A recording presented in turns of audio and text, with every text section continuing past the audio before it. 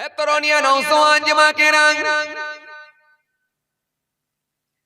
या मैं मुरब्बियानिरा बाबारा सुने के दिन बाबारा जिने के दिन আমার আল্লাহ যে একটা আইন করে দিয়েছেন, একটা যে আমার আল্লাহ ল দিয়েছেন, সংবিধান দিয়েছেন, এটা পৃথিবীর মানুষের সুবিধার্থে দিয়েছেন, যাতে করে পৃথিবীর জমিনে মানুষ সোজা পথের দিকে ধাবিত হতে পারে, যাতে করে মানুষ অন্যায় কাজগুলো থেকে বিরত থাকতে পারে, যাতে করে মানুষ সোজা পথের প্রতীক হতে পারে, সুষ্ঠু সমাজ যাতে করে তৈরি হয়, মানুষ যাতে আমি আল্লাহর সন্তুষ্টি অর্জন করে, তার জন্য আমি আল্লাহ দেব আমার জান্নাতুল ফিরদাউস।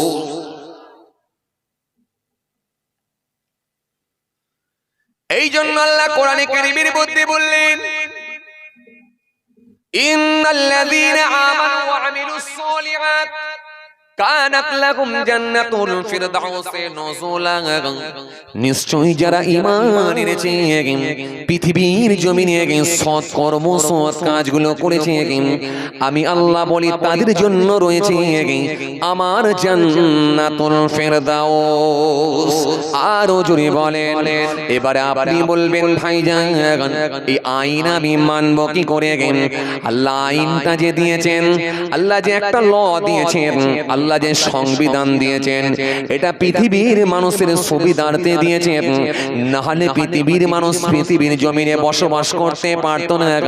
তাদের মধ্যে মেরে নেওয়া, কেড়ে নেওয়া, হিংসা, রিয়া, গীবত, জমির মাল, জমির ফসলকে তুলে নেওয়া, লোকের মাল আত্মসাৎ করে নেওয়া, মানুষ এত অন্যায় কাজের সঙ্গে সম্পৃক্ত হতো, পৃথিবীর জমিনে মানুষ সুষ্ঠুভাবে বসবাস করতে পারত না। এই জন্য আল্লাহ বললেন আমার একটা আইন, এই লকে তোমরা মেনে না।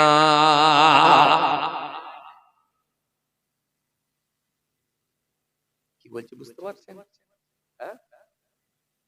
একটা আইন আছে আমার, এই আইনটাকে তোমাকে মানতে হবে। 60 বছর বেঁচে থাকবে আমার আইন মান, 80 বছর থাকবে আমার আইন মান, 52 বছর থাকবে আমার আইন মান, 62 বছর থাকবে আমার আইন মান। আমার আইনকে মানতে হবে, আমার আইন প্রাধান্য দিতে হবে। আমার আইনকে যদি বুড়ো আঙুল দেখাও, আমি আল্লাহ কিন্তু তোমাকে ছাড়বো না, আমি কিন্তু তোমাকে ছাড়বো না। পৃথিবীর জমিনে আইন, আমার আইনকে প্রতিষ্ঠিত করতে হবে। ওমাল্লা বিহাকুম বিমা আনজালাল্লাহ ফাউলাইকা হুমুল ফাসিকুন, ওমাল্লা বিহাকুম বিমা আনজালাল্লাহ ফাউলাইকা হুমুজ জালিমুন, ওমাল্লা বিহাকুম বিমা আনজালাল্লাহ ফাউলাইকা হুমুল কাফিরুন। যদি না করো কি হবে? ওয়ালাউ ইয়ালাল্লাযীনা যালামু ইয ইয়ারাউনাল আযাব আদাল কুওয়াতা লিল্লাহি জামিআ ওয়া আন্নাল্লাহা শাদীদুল আযাব। ছাড়বনি আমি ছাড়ব, কোন কথা শুনব না। তাহলে পৃথিবীর জমিনে আল্লাহ রাব্বুল আলামিন আইন দিলেন কেন? যাতে করে মানুষ সোজা পথের দিকে ধাবিত হতে পারে, যাতে করে মানুষ অন্যায় কাজগুলো থেকে বিরত থাকতে পারে, যাতে করে মানুষ অন্যায় কাজগুলো থেকে বেঁচে চলতে পারে। যে বড়াই বলেন অন্যায় কাজ থেকে মানুষ যাতে করে দূরে থাকতে পারে। দরুদ শরীফ আল্লাহুম্মা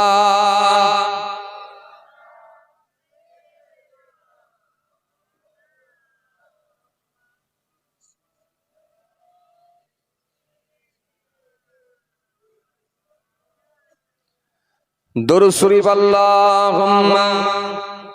যে বলে যে জলসায় উঠে পড়েছি। আচ্ছা আমি নেমে ফোন করছি।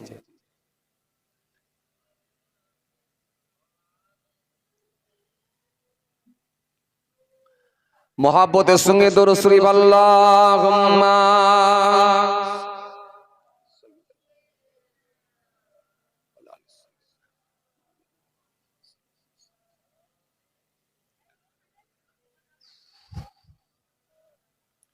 ভাইরা আমার, আপনাদেরকে আমি যে কথা বুঝাতে চাইছিলাম, তাহলে আল্লাহ রাব্বুল আলামিন এই আইন দিলেন কেন?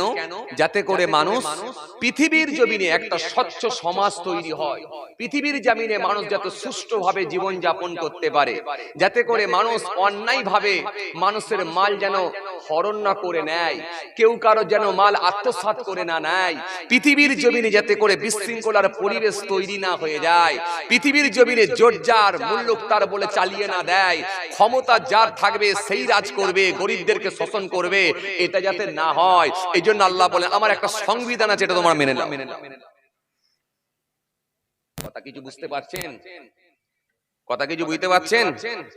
এই জন্য আল্লাহ আইন দিলেন, আমার আইন মেনে নাও।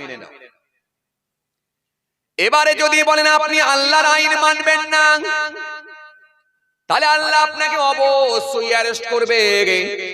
আল্লাহ কিন্তু আপনাকে ছাড়বে না, কারণ আপনি যে দেশে বসবাস করেন দেশের আইন কিন্তু আপনি মানেন। যে রাজ্যে আপনি বসবাস করেন রাজ্যের আইন আপনি মানেন। যে দেশে আপনি বসবাস করেন এই দেশের আইন আপনি মেনে নিয়েছেন। যদি বলেন দেশের আইন মানব না, সরকার কিন্তু আপনাকে ছাড়বে না। কথা বলছেন না কেন? ঠান্ডা বেরোনে বোঝেন, আমি আপনাদেরকে বেশি বার শোনাবো না। আগে কি বললাম, সব কমপ্লিট হয়ে গেছে কোর্স আপনাদের, আর কিছু শোনাবার না। আমি যেটুকু বলছি এটা কি অন্য কিছু নয়, আল্লাহর ভয় ঢুকিয়ে আল্লাহর আইনটাকে মেনে নাও, বাস এইটুকু। বাট আর কিছু না, সব আপনাদের শোনা, সব শোনা। করবেন না যেন আর অবহেলা, ছেড়ে যেন দেবেন না। আমি এটাই বোঝাতে চাইছি। আমি নতুন করে কিছু শোনাচ্ছি না, আমি আপনাদেরকে জাস্ট খালি একবার রিপিট করে দিচ্ছি, একবার রিপিট করে দিচ্ছি, একবার রিভাইজ দিচ্ছি। আপনি যে রাজ্যে বসবাস করবেন এই রাজ্যের আইন আপনাকে মানতে হবে। যে দেশে আপনি বসবাস করবেন এই দেশের আইন আপনাকে মানতে হবে। দেশের আইনকে যদি আপনি না মানেন, দেশ বিরোধী যদি কোনো কথা বলে থাকে তাহলে দেশদ্রোহী আপনাকে তকমা লাগানো হবে। দেশ বিরোধী যদি কোনো কথা বলে দেশদ্রোহী বলে আপনাকে আখ্যা দেওয়া হবে। দেশদ্রোহী বলে আপনাকে তকমা লাগিয়ে পুলিশ এসে আপনাকে অ্যারেস্ট করবে। আপনাকে সন্ত্রাসবাদী বলা হতে পারে, জঙ্গি বলা হতে পারে, দেশদ্রোহী বলা হতে পারে, কারণ দেশের আইন, দেশের সংবিধান, দেশের ল আপনাকে মানতে হবে, কোনো কথা চলবে না। শুনছেন কথা? শুনছেন? খুব ঠান্ডা করে নে বোঝেন, তাহলে বুঝতে পারবেন।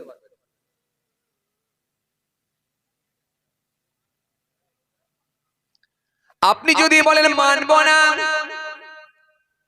আপনাকে ছাড়বে না, আপনাকে অ্যারেস্ট করবে, না হলে দেশের লোক নয় বলে আপনাকে চালিয়ে দেয়া হবে। এই জন্য বাচ্চা যখন জন্ম গ্রহণ করে তার একটা জন্ম সার্টিফিকেট বানানো হয়। কথা বলছেন না কেন? হ্যাঁ না কিছু বলে দেন বাবা। বাচ্চা যখন জন্মগ্রহণ করে তার একটা জন্ম সার্টিফিকেট বানানো হয়, একটা জন্ম সার্টিফিকেট বানানো হয়। যখন একটু বড় হয় একটা আধার কার্ড বানানো হয়। যখন সে ছেলেটা সাবালক হয়ে যায়, বালেগ হয়ে যায়, সেই ছেলেটার জন্য একটা ভোটার কার্ড বানানো হয়। ছেলে আপনার বাইরে চলে যাবে, ছেলে আপনার দুবাই চলে যাবে, ছেলে আপনার আরবে যাবে, ছেলে আপনার আমেরিকায় যাবে, বিদেশে কাজ করতে যাবে, এর জন্য আপনার পাসপোর্ট লাগাতে হয়, পাসপোর্ট বানাতে হয়। এটা হলো দেশের আইন, আপনাকে মানতে হয়। এই জন্য এখন দেখবেন বর্তমানে সন্তান হলি, ছেলে হলি, মেয়ে হোক, সন্তান হলি দেখবেন জন্ম সার্টিফিকেট মাস্ট আমরা বানাই। কারণ যে শিক্ষা আমাদের হয়েছে এই ভুলটারও করতে নারাজ ভাই। আমাদের অনেকের দাদু হয়তো জন্ম সার্টিফিকেট বানায় না, সে ভুলের মাসুল আপনাকে গুনতে হচ্ছে। আমাদের অনেকের বাপ হয়তো জন্ম সার্টিফিকেট বানায় না, সে ভুলের মাসুল আপনাকে গুনতে হচ্ছে। এখন কথা ঠিক কিনা? মনে নেই আপনাদের? এনআরসির আওয়াজ কি ভুলে গেছেন নাকি? কথা বলে না, কথা বলে না। ভুলে গেছেন আপনারা? তো চিন্তা নেই, ভুলে গেলে আপনাদেরকে নেতারা ফের স্মরণ করে দেবে, কারণ এনআরসির আওয়াজ ফের তুলেছে। ভুলে গেলেও আপনাদের টেনশন নেই, ফের নেতারা মনে করে দেবে। বুঝতেন কথা? হ্যাঁ, এই জন্য আজকের দিনে আমাদের সন্তান যখন হয়, ফার্স্ট কাজ আমরা একটা জন্ম সার্টিফিকেট বানিয়ে ফেলি। কিন্তু যে ভুলটা আমাদের দাদু আমাদের বাপ করেছে, সেই ভুলটা বর্তমানে ছেলেরা এখন করে না, কারণ সে জানে অন্তত প্রথমে কাজ হলো জন্ম সার্টিফিকেটটা আমাকে বানাতে হবে। কারণ যে ভুল করেছে আমার দাদু আমার বাপ, সেই ভুল আর আমি করতে নারাজ। কেন এনআরসি সিএ আমি এখনো ভুলে যাইনি। আসামের চিত্র আপনাদের মনে পড়ে, সুতরাং মানুষ এখন সচেতন হয়ে গেছে। আগে বানাতে হবে জন্ম সার্টিফিকেট। কথা বলছেন না কেন? কথা বলেন। আগে বানাতে হবে জন্ম সার্টিফিকেট। এই জন্য আগেই দেখবেন আমরা এই কাজটা প্রথমেই করে নিই।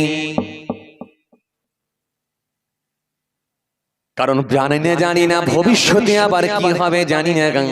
কয়েকদিন আগে আপনাদের জানা আছে বাবাজি আমার ভাইরা যে এনআরসির হাওয়া উঠেছিল, আপনাদের জানা আছে। এমনকি বয়স্ক লোক পর্যন্ত সেও কিন্তু বাদ দেয় না, সেও জুমার দিন জুমার নামাজ না পড়ে হাতেতে পলিথিন প্যাকেট নিয়ে বিডিও অফিসে ছুটছে। কথা ঠিক কিনা? হাতেতে পলিথিনের প্যাকেট নিয়ে যখন বিডিও অফিসের দিকে ছুটছে, সামনে বসে আছে মাচায় যুবক ছেলেগুলো বসে আছে। চাচাকে জিজ্ঞাসা করলো, চাচা কোথায় যাচ্ছ? বলে আমি যাচ্ছি বাবা বিডিও অফিসে যাচ্ছি, নামটা আমার সংশোধন করার জন্য যাচ্ছি, আজকে ডেট আছে। যুবক ছেলেগুলো একটু মজা করে বলছে, চাচা কি ব্যাপার, তোমারও আবার নামের গন্ডগোল নাকি? সেই সময় বলছে, বাবা হ্যাঁ শোন, আমারও নামের গন্ডগোল হয়েছে।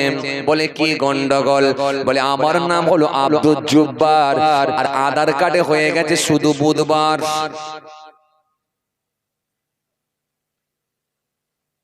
এখন বুধবার চেঞ্জ করে বৃহস্পতিবার না করে করতে চাইছে আব্দুল জব্বার। সেও বলতে চাইছে বাঁচতে চাই আর একবার। তাহলে এই বয়স্ক চাচা 80 বছরের চাচা, সেও এনআরসির হাত থেকে বাঁচতে চায়, সেও কাগজ ঠিক করতে চায়। ও বাবাজি আমার ভাইয়ের একবার শোনো, এই জন্য আজকের দিনে যুবকরা দেখবেন যে ধাক্কা খেয়েছে। এই জন্য ফার্স্ট কাজ তারা করে নেয়, আগে জন্ম সার্টিফিকেট রেডি করে। এরপরে যখন একটু বড় হয়, বাচ্চার আধার কার্ড হয়ে যায়, তারপরে একটু বড় হয়ে যায়, তারপরে দেখবেন ভোটার কার্ড হয়। রেশনের তেল নেওয়ার জন্য রেশন কার্ড বানানো হয়। ছেলে আপনার অন্য কান্ট্রি অন্য দেশে যাবে, এর জন্য পাসপোর্ট বানাতে হয়, ভিসা লাগাতে হয়। ও বাবাজি এটা হলো দেশের রুলস, আপনাকে মানতে হয়, দেশের সংবিধান মানতে হয়, দেশের আইন মানতে হয়, না হলে কিন্তু এ দেশের নাগরিক বলে আপনি প্রমাণ করতে পারবেন না ভাই। এই জন্য রাজ্যে বসবাস করলে রাজ্যের আইনও আপনাকে মানতে হয়, রাজ্যের ডিসিপ্লিন আপনাকে মানতে হয়। যে রাজ্যে বসবাস করবেন রাজ্যের আইন মানতে হয়। শুধু তাই নয়, প্রশাসনিক কিছু রুলস আছে। রাস্তার উপর দিয়ে আপনি গাড়ি চালাবেন, ড্রাইভিং করবেন, ড্রাইভিং করতে গেলেও আপনাকে কিছু রুলস মানতে হয়। উপরে দেখবেন 3খানা বাতি লাগানো আছে ভাই, একটা হলো লাল কালারের বাতি, আর একটা হলো গ্রিন কালারের বাতি, আর একটা হলো ইয়েলো কালারের বাতি। লাল কালারের বাতি যখন জ্বলে যায় গাড়ি দাঁড়িয়ে যায়, গ্রিন কালারের বাতি যখন জ্বলে যায় গাড়ি তখন চালিয়ে দেওয়া হয়, আর হলুদ কালারের বাতি ইয়েলো কালারের বাতি যখন জ্বলে যায় তখন প্রিপারেশন নেওয়ার জন্য সময় দেওয়া হয়। গাড়ি যাবে না দাঁড়াবে, কি করবে সিদ্ধান্ত নাও ভাই। এখন লাল কালারের বাতি যখন জ্বলে যায় যদি গাড়িটা চালিয়ে দেওয়া হয়, চৌরাঙ্গি মোড়েতে যখন দাঁড়িয়ে থাকবে ওই দিক দিয়ে গাড়ি তখন যাতায়াত করা শুরু করে দেয়, কারণ ওদিকে তখন সবুজ বাতি জ্বলে যায় আর আপনার দিকে লাল বাতি জ্বলে যায়। যখন রেড কালারের বাতি জ্বলে গেল জোর করে যদি চালিয়ে দেওয়া হয়, সবুজ বাতি যেদিকে জ্বলে গেছে ওদিক দিয়ে গাড়ি এসে লেগে যাবে ভাই। এই জন্য এই রুলসটাকে আপনাকে মানতে হয়। যদি বলেন আমি মানবো না, প্রশাসন আপনাকে ছাড়বে না, সঙ্গে সঙ্গে পুলিশ এসে হাজির হয়ে যাবে, আপনার কাছে পেপারও চাইবে না। ছোট্ট একটা মোবাইল ফোন বের করবে, অ্যান্ড্রয়েড সেট, খালি আপনার নাম্বার প্লেটটাকে ক্যামেরা করবে, ক্যামেরা করলে একটা অ্যাপস আছে, ওই অ্যাপসটাই গিয়ে পৌঁছাবে, যাওয়ার পরে আপনার ডিটেলস দিয়ে দেবে। আপনার বাবাজি আমার ভাইয়েরা, আপনার ট্যাক্স কাটা আছে কিনা, ট্যাক্স আপডেট আছে কিনা ওই লিস্টে দেখা যায়, আপনার ধোয়ার কাগজ ঠিক আছে কিনা, পলিউশন ঠিক আছে কিনা ওই লিস্টে দেখা যায়।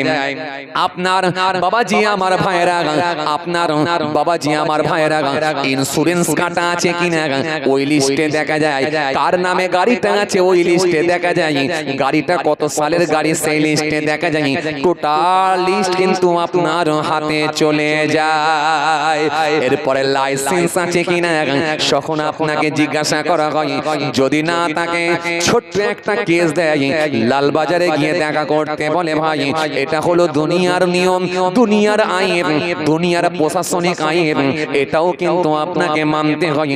নিয়ম হলো গাড়ি চালাতে গেলে নিয়ম মানতে হবে, নিয়ম অমান্য করলে, ভঙ্গ করলে তোমাকে কেস দেওয়া হবে, অ্যারেস্ট করা হবে। এর নিয়ম কিন্তু তোমাকে মানতে হয়, কোনো কথা শোনা হবে নাই। কথা বুঝতে পারছেন কিছু? তাহলে দেশে বাস করলে দেশের আইন মানতে হয়, রাজ্যে বাস করলে রাজ্যের আইন মানতে হয়, গাড়ি চালালে এই রুলস আপনাকে মানতে হয়, প্রশাসনিক নিয়ম আপনাকে মানতে হয়। ও বাবাজি আমার ভাইয়েরা শুনে কেঁদে, তাহলে আল্লাহ বললেন ও আমার বান্দারা, আমি আল্লাহ তোমাদেরকে বানিয়েছি, তোমাদের পূর্ববর্তী মানুষদেরকেও বানিয়েছি, আমি আল্লাহর ইবাদত করতে হবে, এটা কিন্তু আমি ছাড়বো না, কারণ আমি আল্লাহ বানিয়েছি। হাওয়া তো আমি আল্লাহ দিই, আকাশে সূর্যের লাইট আমি আল্লাহ দিই, জমিনের নিচে থেকে পানি আমি আল্লাহ দিই, ছোট্ট একটা বীজ পুঁতে দিলে তা থেকে আমি আল্লাহ বড় গাছ তৈরি করে দিই, ফল ফুল দিয়ে ভরিয়ে দিয়ে, বান্দারে বান্দারে আকাশ থেকে বৃষ্টি দিয়ে তোদের জমিটাকে আমি আল্লাহ সুন্দর করে ভরিয়ে দিই, চাষাবাদের তোদের সুযোগ করে দিই। আল্লাযী জাআলা লাকুমুল আরদা ফিরাশাও ওয়াস সামাআ বিনাআন ওয়া আনজালা মিনাস সামাই মাআন ফাআখরাজা বিহি মিনাস সামারাতি রিজকান লাকুম ফালা তাজআলু লিল্লাহি আনদাদা ওয়া আনতুম তা'লামুন। ও বান্দাই নিয়ামত গুলোকে দেয় আমি দিই, এইজন্য আমার রুলস ওদের মানতে হবে, আমার আইন মানতে হবে, আমার সংবিধান মানতে হবে, আমার ডিসিপ্লিন মানতে হবে। আমি আল্লাহ এই জন্য সুন্দর করে বললাম, ইয়া আইয়ুহান নাসু উবুদু রাব্বাকুমুল্লাযী খলাকাকুম ওয়াল্লাযীনা মিন ক্বাবলিকুম লাআল্লাকুম তাত্তাকুন। হে মনুষ্য জাতি, হে মানুষ সকল, তোমরা আমার ইবাদত করো, আমি আল্লাহ তোমাদেরকে বানিয়েছি, তোমাদের পূর্ববর্তী মানুষদেরকে বানিয়েছিলাম, অন্য কিছু নয়, একটাই উদ্দেশ্য নিয়ে, যাতে করে তোমরা পরেশগার হতে পারো, সমাজটা যাতে করে সুষ্ঠু চলতে পারে, পৃথিবীর জমিনে মানুষ যেন খুনোখুনি না করে, পৃথিবীর জমিনে মানুষ যাতে সোজা পথের দিকে ধাবিত হতে পারে। পৃথিবীর জমিনে মানুষ যেন অন্যায় কাজের দিকে অগ্রসর না হয়, পৃথিবীর জমিনে মানুষ যাতে হক ভাবে চলতে পারে, গরিবের মাল আত্মসাৎ যাতে না করে নেয়, এতিমের মাল যাতে খেয়ে না নেয়, বড় লোকেরা যেন গরিবদের উপরে জুলুম না করে নেয়, নেতারা যেন সাধারণ মানুষের উপর অত্যাচার না বাড়িয়ে দেয়। এই জন্য আমি বললাম আমার সংবিধান, আমার আইন, আমার রুলসটাও তোমাদেরকে মেনে নিতে হবে। কথা কিছু বোঝা গেল বাবাজি? এই কথা কিছু বোঝা গেল? আপনি লক্ষ্য করে দেখেন, এর মধ্যে সব আপনি পেয়ে গেছেন, সব আপনি পেয়ে গেছেন এর মধ্যে। কেন আমি আল্লাহর হুকুম মানব? আপনি দেখেন এর মধ্যে সব পেয়ে গেছে। এর পরেও যদি বলেন আমি মানব না, তাহলে আপনি একজন অজ্ঞ। এর পরেও যদি বলে আমি আল্লাহর হুকুমকে বুড়ো আঙুল দেখাবো, দুপুর বেলা গোসল করব, আমার ভিজে কাপড়টাকে ছেড়ে দিয়ে শুকনো কাপড় আমি পরবো, মাথাটা শুকনো কাপড় দিয়ে মুছে নেব, মাথায় তেল দেব, আমি সুন্দর করে বডি অয়েল মাখবো, সুন্দর করে চিরুনি করব, টাইমে দুপুরে ভাত খাবো, কিন্তু জোহরের নামাজটা পড়বো না, বাধ্য। আল্লাহ বলে তাহলে কিন্তু আমি ছাড়বো না, তাহলে কিন্তু আমি ছাড়বো না। কিছু খবর আছে? কথা কিছু বুঝতে পারছেন? এই আমার দিকে তাকান,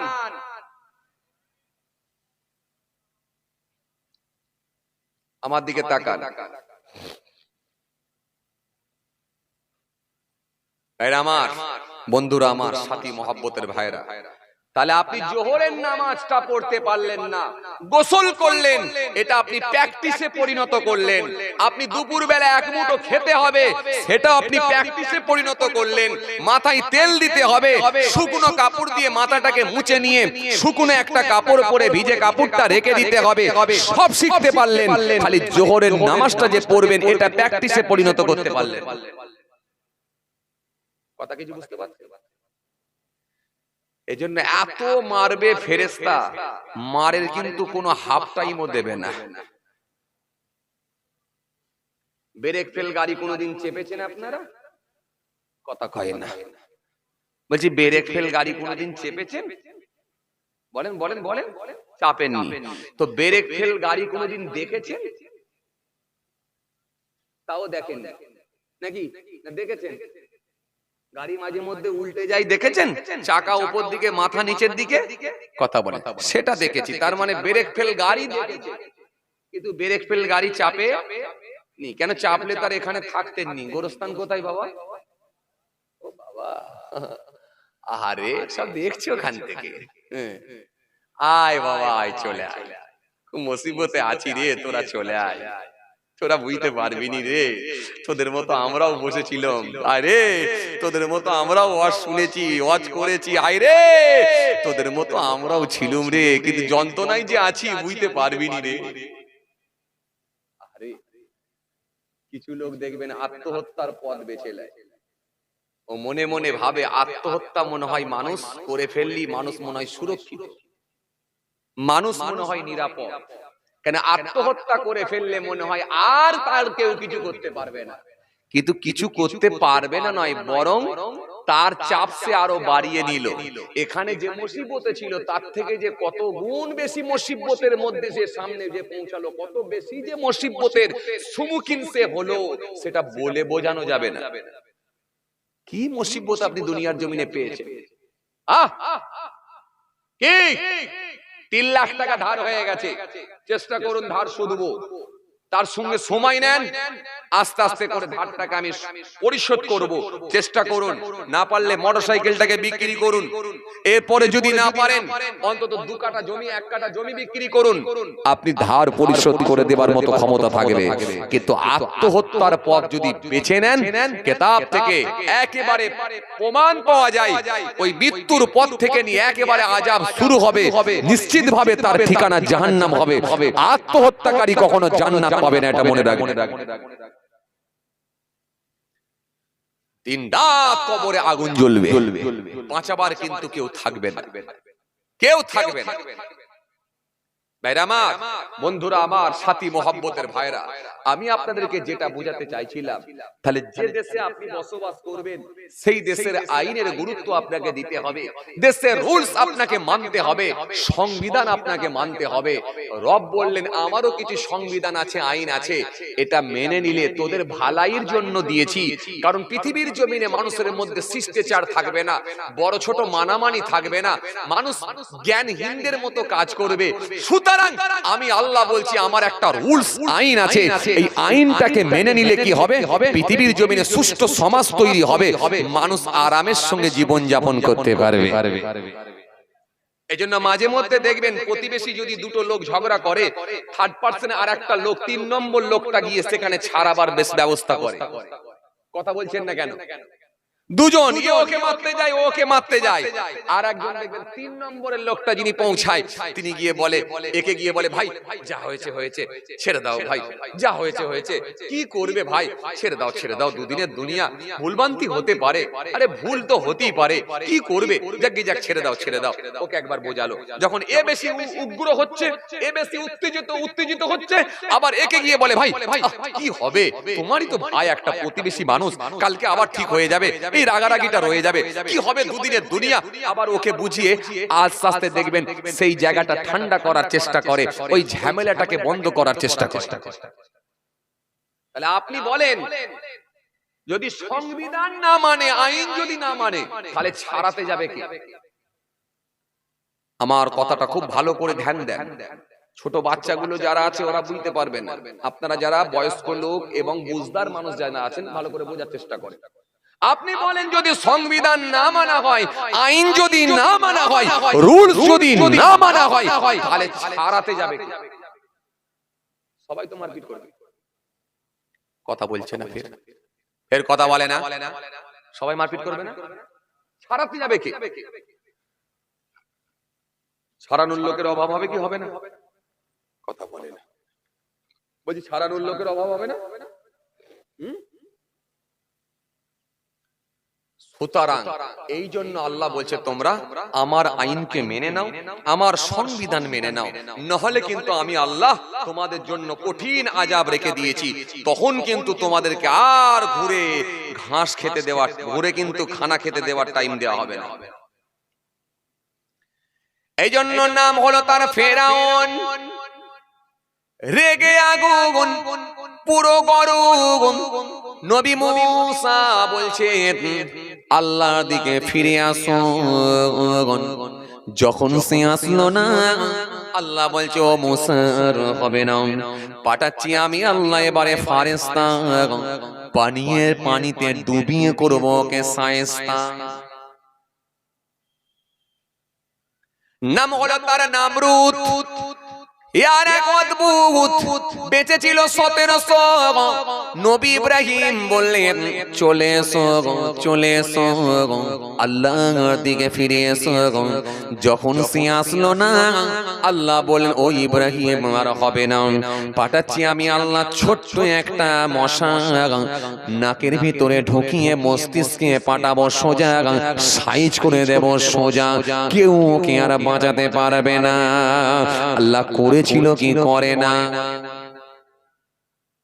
যদি বিশ্বাস আপনাদের না হয়, তাফসীর পড়ে দেখুন, কোরআন শরীফটা একবার খুলুন। আলাম তারা ইলাল্লাযী হাজ্জা ইব্রাহিম ফি রাব্বিহি আন আতাহুল্লাহুল মুলক ইয ক্বালা ইব্রাহিম রাব্বিয়াল্লাযী ইউহয়ী ওয়া ইউমীত ক্বালা আনা উহয়ী ওয়া উমীত ক্বালা ইব্রাহিম ফাইন্নাল্লাহা ইয়াতি বিশ-শামসি মিনাল মাশরিক ফাআতি বিহা মিনাল মাগরিব ফাবুহিতাল্লাযী কাফারু ওয়াল্লাহু লা ইয়াহদি কওমা যালিমিন। পড়ুন না, পড়লেই তো বুঝতে পারবেন আল্লাহ অতীতের ইতিহাসগুলো কেন দিয়েছেন, অতীতের ঘটনাগুলো, অতীতের ইতিহাস, অতীতের ঘটনাগুলো কোরআন শরীফের মধ্যে কেন দিয়েছে। মুসা নবীর কথা, ঈসা নবীর কথা, ইউনূস নবীর কথা, সুলাইমান নবীর কথা, দাউদ নবীর কথা, ইউসুফ নবীর কথা, জাকারিয়া নবীর কথা, ইদ্রিস নবীর কথা, একাধিক নবী আম্বিয়া ইসলামের কথা আল্লাহ কোরআন শরীফের মধ্যে দিয়েছে। কেন? সেই পূর্বের ইতিহাসগুলো আল্লাহ তুলে ধরেছেন কোরআন শরীফের মধ্যে। কারণ পৃথিবীর জমিনে আমার হাবিবুল্লাহর উপরে কোরআন নাজিল করব, পৃথিবীর জমিনে যখন ওই কোরআনকে নিয়ে তারা পড়াশোনা করবে, স্টাডি করবে, তারা বুঝতে পারবে অতীতের বড় বড় মাস্তানগুলোকে আল্লাহ কিভাবে ধ্বংস করেছে, সাইজ করেছে। তাদের ভিতরে আমি আল্লাহর ভয় ভীতি ঢুকবে, তারা সোজা পথের দিকে ধাবিত হয়ে যেতে পারবে। কথা বুঝছেন কি বলছি? হ্যাঁ, চলেন। দাউদ আসলামের নাম আপনারা শুনেছেন না? মুসা আসলামের নামও শুনেছেন আপনারা?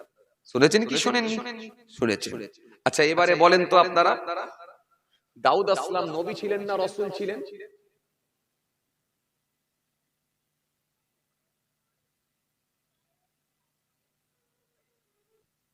বলেন এবার আপনারা, দাউদ আসলাম নবী ছিলেন না রাসূল ছিলেন? হ্যাঁ, বাহ বাহ, মাশাআল্লাহ। ভাই বলেছে নবী ছিলেন, আপনারা বলেন তো নবী ছিলেন না রাসূল ছিলেন?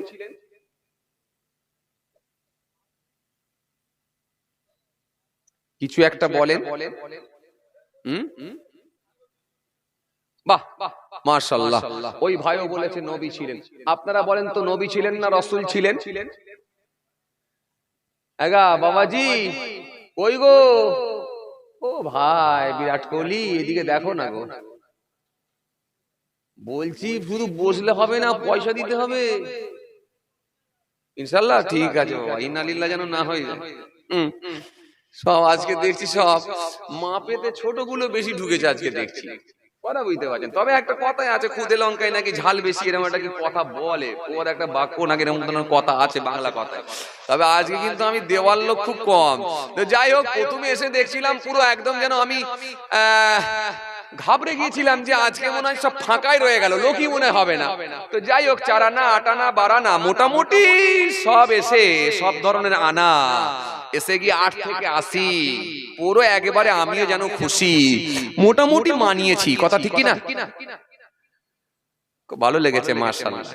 আমি তো আজকে ভেবেছিলাম যে আজকে মনে হয় শুধু আমার ক্যামেরা ভ্যান ভাইয়েরগুলোই থাকবে, ওদের কি মনে হয় আজকে আমাকে ওয়াজ শুনিয়ে দিয়ে যেতে হবে। যাই হোক, আলহামদুলিল্লাহ প্যান্ডেল মোটামুটি মানিয়ে গেছে আস্তে আস্তে, আলহামদুলিল্লাহ প্রায় ভর্তি, আল্লাহ শুকর। ছোটখাটো বাচ্চাগুলোকে দরকার আছে তো, না হলে সিটটা কে কভার করবে? এই যে সিটটাই বসে আছে, আমরা গুনতিতে তো একটা বেড়েছে। ঠিক আছে, এদেরকে নিয়ে যাবেন। এদেরকে নিয়ে গেলে পরবর্তীকালে এরা তো আবার জলসা কমিটির সেক্রেটারি, ক্যাশিয়ার, ভাইস চেয়ারম্যান, তবে আবার তো এরা হবে। কথা বলছেন না কেন? তো লাইনটা তো বোঝাতে হবে। এই জন্য বাচ্চা বয়স, অল্প বয়স, মসজিদে নিয়ে যান, মসজিদে নিয়ে যান। ওই বাচ্চা গিয়ে ঘাড়ের উপরে উঠে পড়ছে, উঠুক, পিঠের উপরে উঠছে, উঠুক। খবরদার আপনি বাচ্চাকে রাগ করবেন না, বাচ্চাকে লাল চোখ দেখাবেন না। ও মাসুম বাচ্চা, ওর কোনো জ্ঞান নেই।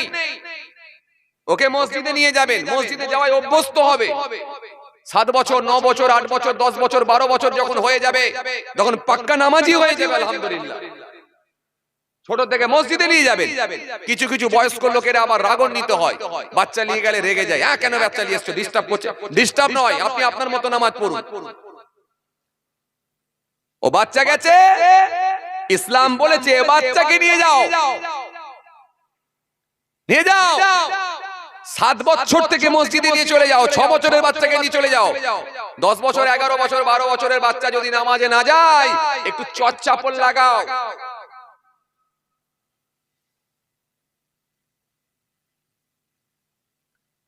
কথা বুঝতে পারছেন?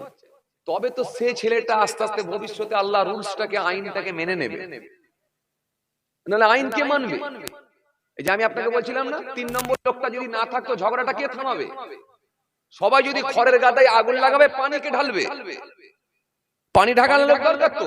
এই পানি ঢালবে কে? যে আল্লাহর আইনকে মেনে নিয়েছে, আল্লাহর কানুনকে মেনেছে, সংবিধানকে মেনেছে, ল মেনেছে, আল্লাহর আইন মেনেছে, সেই ব্যক্তিটা আফসোস করবে যে পানি ঢালবে। আগুন লাগাবার লোক যেমন আছে, পানি ঢালাবার লোক এখনো আছে। এই জন্য সূর্য ঠিক টাইমে উঠছে, সূর্য ঠিক টাইমে উঠছে। যদি পানি ঢালার লোক না থাকতো, তাহলে সূর্য আর ঠিক টাইমে উঠতো না। এটা মনে রাখবেন, কিয়ামত হয়ে যেত। ভালো লোক এখনো আছে, সেটা অল্প হোক, কম হোক, একবার সীমিত হোক, আছে। না থাকলে কিয়ামত হয়ে যেত। চলেন, কিন্তু মনে রাখবেন লক্ষণ কিন্তু খুব একটা ভালো না। যে হারে মানুষ হত্যা হচ্ছে, যেভাবে মুসলমান নির্যাতনের শিকার হচ্ছে, মুসলমান যেভাবে জুলুমের শিকার হচ্ছে, সারা পৃথিবী জুড়ে, সারা দেশ জুড়ে যেভাবে মব লিঞ্চিং এর শিকার হচ্ছে, ফিলিস্তিনের মুসলমানদেরকে যে নির্মম ভাবে হত্যা হচ্ছে, এর পরিণতি কিন্তু ভালো হবে না। আগামী দিন কিন্তু খুব কঠিন দিন আসবে, এটা মনে রাখবেন। আসেন, বুদ্ধিমান মানুষ যারা হবে পরীক্ষার আগেই তারা প্রস্তুতি নিয়ে নেবে। পরীক্ষার হলে গিয়ে যেন এর কাছে একবার দেখানা রা, ওর কাছে একবার দেখানা রা, কি লিখবো রে, এই কাকুতি মিনতি না হলে করতে হবে। বুদ্ধিমান মানুষ যারা হবে মৃত্যুর আগেই প্রস্তুতি নেবে, আর প্রস্তুতি যদি না নিতে পারো তাহলে অবস্থা কিন্তু খুব খারাপ আল্লাহ করে দেবে। কথা বুঝতে চলুন, আমি যে কথা আপনাদের সামনে বলতে বলতে চলে এলাম। ঢাকা ভাই, কমিটি ভাই, পয়সা তুলতে হবে কি? ও বাবা, তাহলে আর ওয়াজ বাড়িয়ে লাভ নেই। চলে আসুন, চলে আসুন, খাতা নিয়ে আসুন, খাতা নিয়ে আসুন। তাহলে আর ওয়াজ বাড়িয়ে লাভ নেই। কি বলেন, আপনাদের কষ্ট হচ্ছে তো? না, এটাকে একটু শরীর পিছনে করে দেন, নাহলে তাহলে আর বাড়িয়ে লাভ নেই। আল্লাহ যদি ফের কোনদিন মৌকা দেন আবার আলোচনা হবে ইনশাআল্লাহ। যেহেতু যাই দাও মলম, পেছনে কিন্তু কলম। কলম কিছু বোঝেন আপনারা? এই যে বিরাট কোহলি কোথায় গেল? আছে তো? ঠিক আছে বাবা, ছেড়ে দে মা, কেঁদে বাঁচি, কি বলো? বলে যে উনি যেন অনেক কষ্ট, খুচরো খাজরা নিয়ে যা করে চারানা আটানা বারানা নিয়ে মোটামুটি পকেটে কিছু আছে বলে মনে হচ্ছে, আর বেরিয়ে যে উনি যেন। খবরদার, খবরদার, খবরদার, বুঝতে পারছো? দেখো বাবা, যাক, মাশাআল্লাহ, মাশাআল্লাহ, আলহামদুলিল্লাহ, খুব ভালো লেগেছে, আল্লাহর শুকর। যাক, আজকে একটু ছোট মানুষের সংখ্যা বেশি হলেও মোটামুটি কিন্তু মানিয়ে গেছে আল্লাহর শুকর। কি বলেন? যখন আসছিলাম একবারে ঘাবড়ে গিয়েছিলাম, আমি বলি আজকাল লোকজন মনে হয় কিছুই হবে না রে। যাক, আল্লাহর শুকর। একবার তাকবীর দেন, নারে তাকবীর। বাবা, ছোটগুলো রোজা ছিল না কি দিনের বেলা? হ্যাঁ, এত আওয়াজ কম কেন? এই ছেলে, তাবারুক রেডি হয়ে গেছে তো? তাবারুক রেডি হয়ে গেছে? হ্যাঁ, তাহারিয়া, তাহারিয়া খাবার আবার কিরম ধরনের? নিহারি না তাহারি, কোনটা? ও তাহারি। আচ্ছা ঠিক আছে, মাশাআল্লাহ, মাশাআল্লাহ। কথা বুঝতে পারছেন, মুসলমানের খাবার কত রকমের আল্লাহ করে দিয়েছে বাপ, খালি খেয়ে যাও। কথা ঠিক কি না? সব নিয়ামতকে দিয়েছে আল্লাহ। আহ, জি, যারা বলছে গরু খেতে দেবো নি, তাদেরকে ভুনা করে দিলে বলছে আরেকটু হবে নি। কথা বলে, বলছে আরেকটু হবে নি। যারা বলছে গরু খেতে দেবো নি, তাদেরকে যদি চাপ রান্না করে দেওয়া হয় বলছে আর পাওয়া যাবে নি। তারপরে বলছে এটা গরু থেকে, হ্যাঁ এত টেস্ট। কথা বুঝতে পারছেন? কি হবে? মাস্তানি কি করবি রে বাবা খোকা? আমাদেরকে ভয় দেখিয়ে লাভ আছে কিছু? আমরা তো সে বদর দেখালো। আরে আমি না দেখলে আমাদের পূর্বপুরুষ দেখেছি কি দেখেনি? কথা বুঝেননি কেন আপনারা? দেখেছি, দেখেনি? এরা বদর দেখেছে, খন্দক দেখেছে, উহুদ দেখেছে, মুতা দেখেছে, কারবালা দেখেছে। এদেরকে তুই কি ভয় দেখাবি? কথা বলে, কথা বলে, এদেরকে ভয় দেখাবি? এনআরসি, এমপিআর, সিএ, আরে যা পারবি করেলে, করেলে, কারণ সবকিছু হবে না। কারণ আমরা সব দেখে নিয়েছি, আল্লাহর শুকর। যারা আওয়াজ দিয়েছিল তাদেরকে ডিটেনশন ক্যাম্পে ঢোকাবার আগে আল্লাহ বলছে আগে বাড়ির ভেতরে ঢুকিয়ে রাখবো, থাক। কথা বলে না? ভুলে গেছেন আপনারা না? ও চিত্র ভুলে গেছেন আপনারা না? মনে আছে? আছে? 2020 সালে আমার আল্লাহ যখন দিলেন কি করোনা ভাইরাস, পাবলিক মাথায় হাত দিয়ে বলে কি সর্বনাশ, চলছে লকডাউন, নেতারাও রেগে আগুন, পাবলিকও পুরো গরম, মাঝে মাঝে আওয়াজ করে বলে কি খাবো বলুন, যে যার বাড়িতে ঢুকে পড়ুন।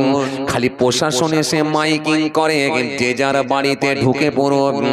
পাবলিক বলছে কি খাবো বলুন, এক কাপ চা খেতে যাওয়ার পারমিশন নাই, এক কাপ চা খেতে গেলে চা খাওয়া হয় না, বরং পুলিশের ডান্ডা খেয়ে ফিরে আসতে হয়। কথা ঠিক কিনা ভাই? চা খাওয়া হয় না, ডান্ডা খাওয়া হচ্ছে। কথা বলছেন না কেন? চা খাওয়া হয় না, বরং ডান্ডা খাওয়া হয়েছে। এ মানুষ এখানে অনেকেই আছে। তো সুতরাং বাবাজি আমার ভাইরা, এটাই হলো মাবুদের বিচার। মাবুদ যখন সাইজ করবে, পৃথিবীর মানুষকে এক সাইটে করে দেওয়ার মতো ক্ষমতা কার আছে? জোরে বলো আল্লাহ। এই জন্য আল্লাহ যখন শাস্তি দেবে, পৃথিবীর মানুষ কেউ সামলাতে পারবে না, রুখতে পারবে না, আটকাতে পারবে না। দিয়েছিলেন আমার আল্লাহ আইলা, পারলে তোরা সামলা। দিয়েছিলেন আমার আল্লাহ আমফান, করে দিলেন পুরো খান খান।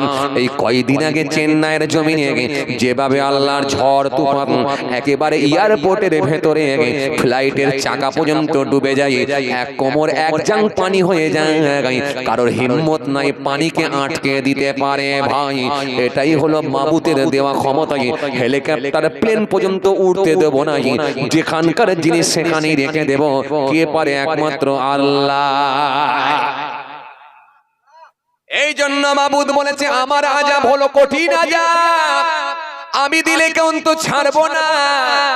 তোদের ক্ষমতার উপরে আমার ক্ষমতা চলে, রুখতে কেউ পারবে না।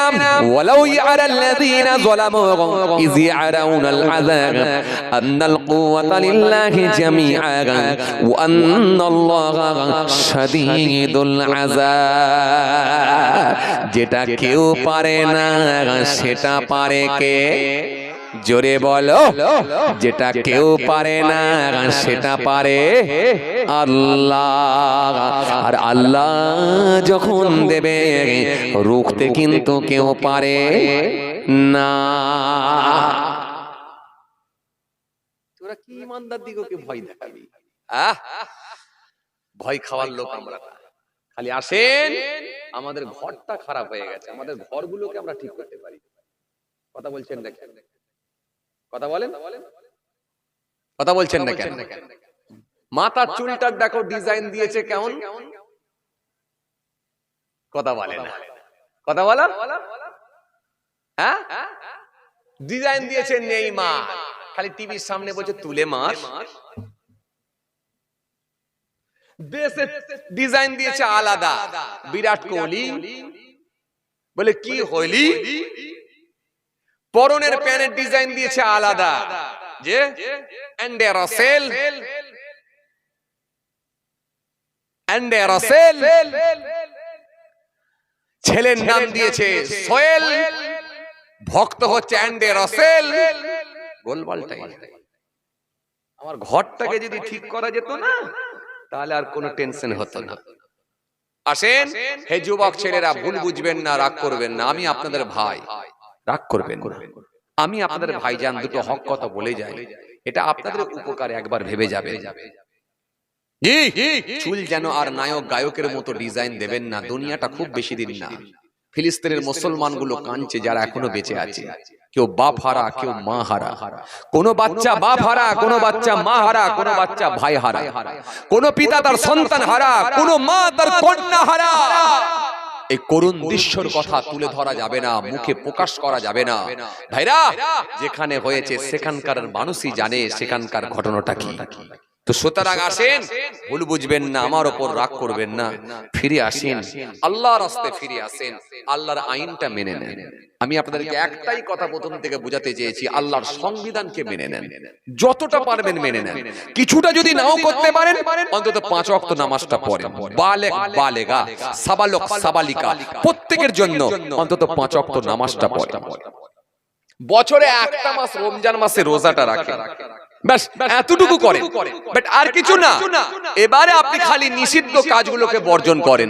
যেটা আপনার বিবেক বলবে এটা অন্যায় হচ্ছে, সেটা কি আপনি ডিলিট করে দেন। যেটা আপনার বিবেক বলবে এটা অন্যায় হচ্ছে, সেটা কি আপনি ডিলিট করে দেন। যদি ডিলিট করে করে আপনি সোজা রাস্তা খুঁজে বের করে নিতে পারেন, নিশ্চিত ভাবে আমার আল্লাহ রাজি হলে আপনাকে আল্লাহর জান্নাত দিয়ে দেবে। আরো জোরে হয় না?